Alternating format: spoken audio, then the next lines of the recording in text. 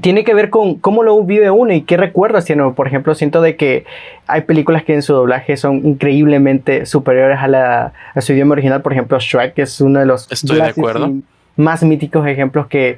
¿Tú conoces a Pimpón? es que buenísimo, es buenísimo lo que hacen.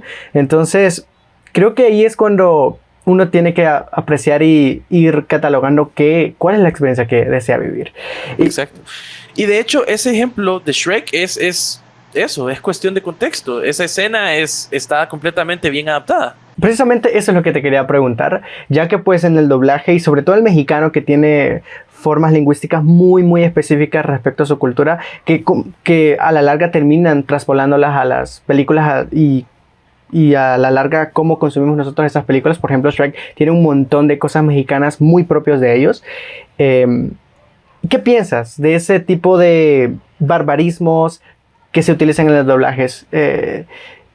¿Son justificables? ¿Merecen la pena? ¿O francamente? Claro que sí. De hecho, son para mí parte de lo que le agrega salsita y le agrega ese contexto a los doblajes. No son del todo permitidos y de hecho, si te fijas, hoy en día es cuestión del cada cliente y si te fijas, hoy en día se ve bien poco de eso, de los adlibs en modismos locales.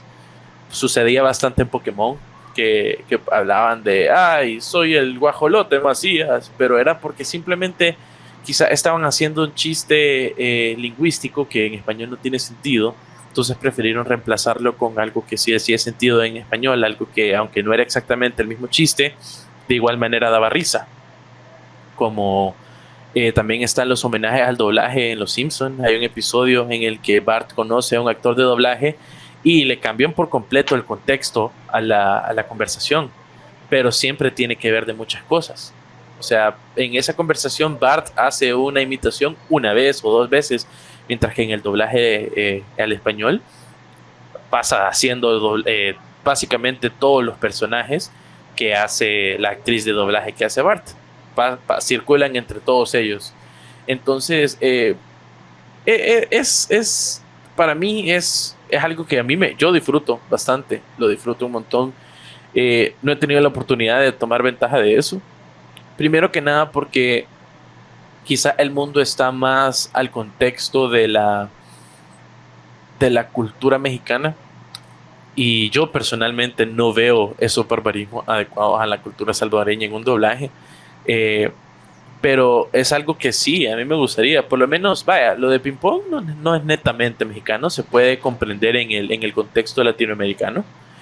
Eh, ese tipo de barbarismo a mí me parecen y no sé si estoy ocupando bien la palabra, pero ese tipo de creatividades, de licencias, voy a decir mejor, me parecen adecuadas y en varios momentos justificables y me gustaría que se vean más siempre y cuando estén en ese contexto neutro latinoamericano.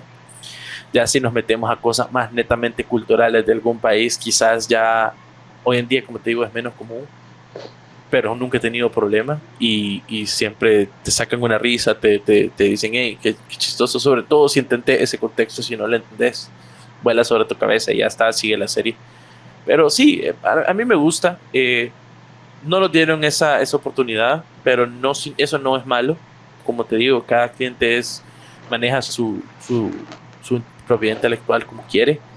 Y pues no tengo pensamientos negativos al respecto, pero sí me gustan. Personalmente los disfruto. Sí, creo que en ese sentido, bueno, tú estás más experimentado en el área de depende del cliente porque hay un clip, perdón, hay un clip muy famoso que no sé si te has topado por Facebook de la persona que dobla a Jake, el perro de en Hora de Aventura, sobre cómo habla ese cambio que le obligó a Cartoon Network a hacer respecto de Jake. Y wow, o sea, Jake en la cultura latinoamericana conocemos a ese perro con sus mamacita. Entonces, ese tipo de cosas que son muy propias del personaje. Y pues, Era un lastimosamente. personaje con una identidad muy coloquial y le dijeron, no, ya no va. Y es precisamente eso, a eso sí, a referencia cuando estaba dándote mi respuesta anterior, que a veces el cliente solo dice, mira, ya no va. Y, y la reacción de cómo quedó Jake fue conformismo. De parte del actor dijo, bueno, está bien, me voy a quedar, vea, solo porque es mi personaje. porque él se quería retirar. Y Ujú. en mi opinión justificado, ¿verdad? Porque era su personaje. eh, y pues eso, hasta yo creí, fue tan drástico ese cambio, que yo que vi esa serie casi en su totalidad en español, en doblaje latino, creí que algo había pasado en cuanto a los arcos de historia que causaron que cambiara la personalidad de Jake. O sea, genuinamente eso fue lo que yo entendí porque fue drástico el cambio. Y resultó que al final solo fue un cambio de dirección de doblaje. Y pues así sucede. O sea, lástima que sucedió de esa manera, pero pues, como te digo, es cuestión de cada quien. Pero yo opino que es cool. Sí, es que tiene su encanto, creo que esa es la palabra apropiada y tiene su magia. O sea, es que parece que hasta Jake está muerto ya en esta segunda etapa, pero bueno, son cosas que lastimosamente pasan de cierta manera y pues un poco eso. Pero siguiendo con el mismo tema, ¿cómo te imaginas un invencible versión salvadoreña con nuestros modismos, con nuestras maneras de utilizar el lenguaje y todo ese tipo de cosas? Fíjate que fuera bastante chistoso. O sea, al final del camino, cuando me pongo a pensar en eso, solo me pongo a pensar en yo hablando, de la manera que hablo, sin modismos forzados, con los modismos que yo ocupo, con los modismos que no ocupo descartados. Fuera interesante, se sentiría bien natural, pero tomando en cuenta de que es el trasfondo del superhéroe americano desglosado, siento que quedaría, perdón, siento que quedaría un poco desconectado. Siento que para esas cosas que están, bueno, que la mayoría sí son, que están bien metidas en la cultura de un país, lo más adecuado es mantener la neutralidad. Vaya, en Hora de Aventura es un mundo ficticio, en una situación ficticia, pero en este caso una situación ficticia en un mundo real, ¿verdad? Siempre toma a cabo en Estados Unidos, siempre es como te digo.